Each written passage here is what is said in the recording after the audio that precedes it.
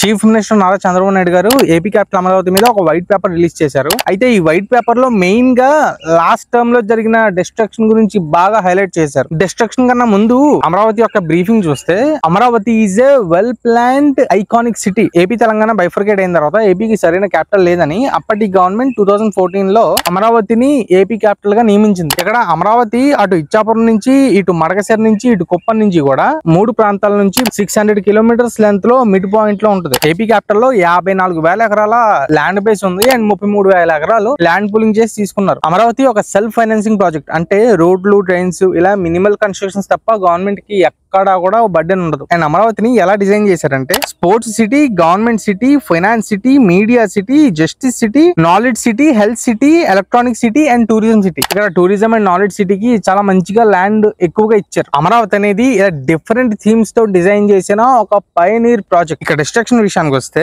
ముందుగా సీఎం జగన్ గారు ఓత్ తీసుకోగానే ఎలాంటి అకౌంటబిలిటీ అండ్ ఎలాంటి రిటర్న్ ఆర్డర్స్ లేకుండా ప్రజావేదికని కూల్ చేశారు. అండ్ ఇప్పటికీ ప్రజావేదికలో ఫర్నిచర్ గానీ, సోఫాలు, టైల్స్, లేకపోతే ఎయిర్ కండిషనర్స్, ఎలక్ట్రానిక్స్ మొత్తం అన్ని ఇప్పటికీ లోపలే ఉన్నాయి. తర్వాత అసెంబ్లీలో 3 క్యాపిటల్స్ అనౌన్స్ చేశారు. దీంతో ఫార్మర్స్ ప్రొటెస్ట్ స్టార్ట్ చేస్తే పెద్ద చిన్న అని చూడకుండా, లేకపోతే ప్రెగ్నెంట్ ఉమెన్ అని కూడా చూడకుండా దాదాపు ప్రతి ఒక్కరి మీద 3rd డిగ్రీ ప్రయోగించారు. అమరావతిని చాలా సిస్టమాటిక్ గా డిస్ట్రాయ్ చేశారు. ఎలా అంటే 2,903 మంది రైతులకి కౌలు ఆపేశారు అండ్ 4,422 ఫ్యామిలీస్ కి పెన్షన్స్ ఆపేశారు. Amaravati master architect Naman faster ఆ అగ్రిమెంట్ ని క్యాన్సిల్ చేశారు. ఇక తర్వాత 35,000 crores వర్క్ జరుగుతుంటే అమరావతిలో ఆ వర్క్స్ మొత్తాన్ని 3,000 crores కుదించారు. అప్పటి municipal administration and urban development minister Botsa Satyanarayana అమరావతికి అగేన్స్ట్ గా కంప్లైంట్ చేస్తూ వరల్డ్ బ్యాంక్ కి లెటర్స్ రాస్తే $300 మిలియన్ ఫండింగ్ ఆగిపోయింది. అది కాకుండా సెంట్రల్ గవర్నమెంట్ కి కూడా సేమ్ లెటర్ రాస్తే 1000 కోట్లు మనకు రావాల్సిన గ్రాంట్ ఆగిపోయింది. 130 ఇన్స్టిట్యూషన్స్ కి